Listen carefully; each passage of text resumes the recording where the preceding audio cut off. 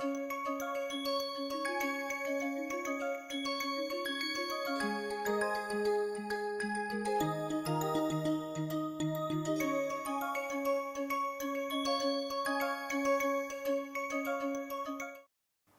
welcome students, I hope you celebrated the new year very nicely, and in this new year we are going to learn a new technique or a application of a technique which is called biomolecular spectroscopy.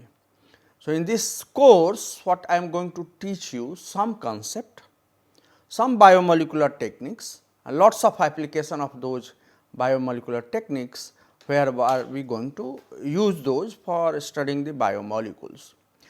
So, you know, a spectroscopy is a simple concept, right. So, it is a seeing is a spectroscopy, whatever you see you get a pattern of a light, and that basically measurement is called spectroscopy. So, spectroscopy is nothing but measurement of pattern of light, that is the spectroscopy.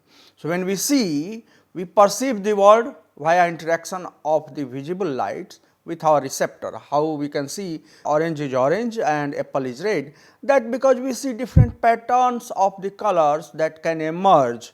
Even the green apple is green because of the whatever light we perceive from the green apple is green.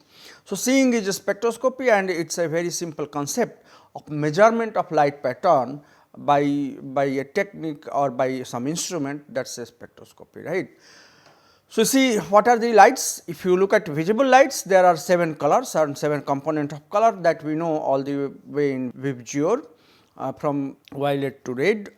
This is pattern that we have done as a kid in the school, in elementary school. If you put a prism, the color dispersion happens and you see different colors.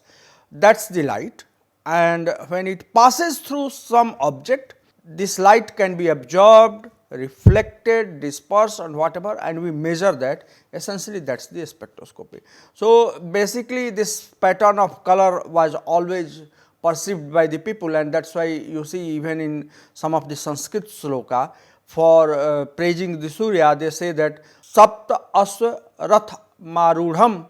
So, that means Sapt Asva means 7 horse है सूर्य, आप 7 घोड़ों के रथ पर आरूढ़ होकर आते हैं, right. So, that means 7 colors, that is what. So, sunlight is on 7 colors, and that is why 7 horses has been depicted as different colors in even in the Sanskrit sloka, right. So, in those course what we are going to do, right. So, we will introduce the electromagnetic radiation and how upon interaction how they are going to behave with biomolecules. So, principle of measure spectroscopy we are going to do, the basic concepts of a spectroscopy essentially, the structural, functional, dynamic, biomolecular insights we are going to do, and some of the techniques that I am going to cover in this course. We will start with a basic concept of absorption spectroscopy, which is called UV visible spectroscopy. So, what is the primary output in this spectroscopy is a electronic transition. We will be exciting the electron from one state to another state, and what are the application, like we can use this for DNA melting, understanding the protein conformation, the drug binding and all those. Then after building the concept of UV visible spectroscopy, then we slowly move into circular dichroism spectroscopy, which basically primary output is cryo-optical response that comes from the chiral molecule which is present in the biomolecule, and this is primarily used for secondary structure determination of a biomolecule.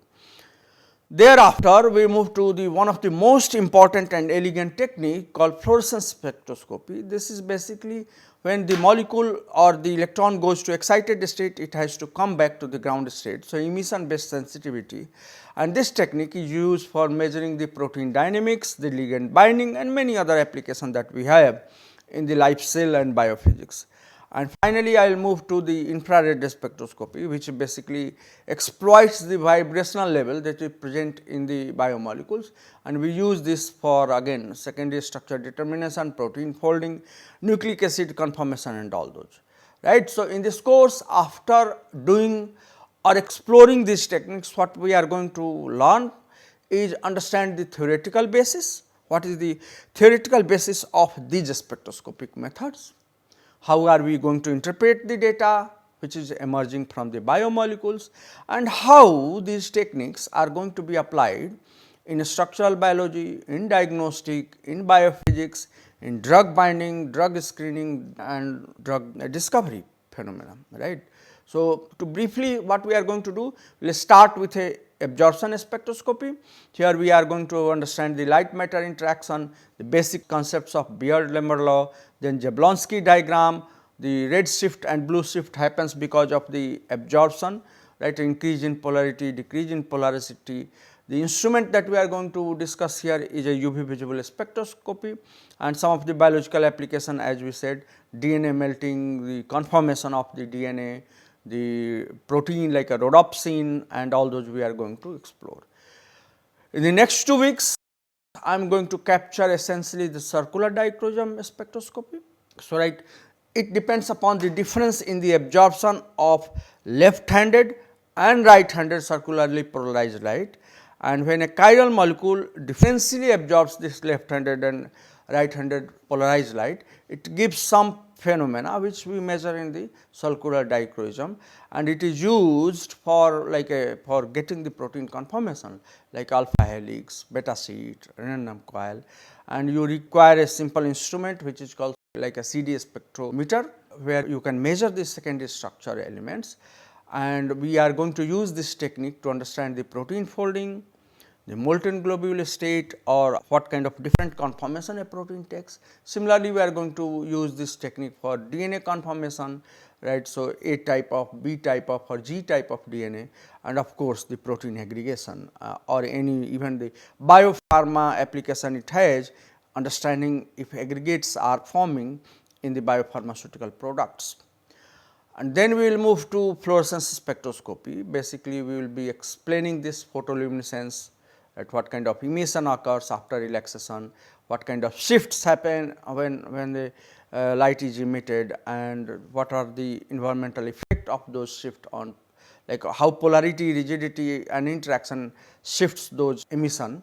So, we are going to learn here basically intrinsic fluorophore, extrinsic dye, some advanced concept like a FRET, fluorescence resonance energy transfer, the quenching and anisotropy, and how we are going to use this concept in understanding the dynamics in the protein, and some of the application we can see like a GFP tagging for live cell imaging or quantum dots in nanosensor, and all those we are going to do in these weeks. And finally, we will be touching upon the infrared spectroscopy. So, you see in this case we are not exploiting the electronic state, but the system will be IR spectrometer, and basically this is used for getting again secondary structure amide 1, amide 2 stretching, and we are going to use this technique for protein folding, unfolding, melting of DNA, what kind of conformation it changes, and also level free characterization of biological sample.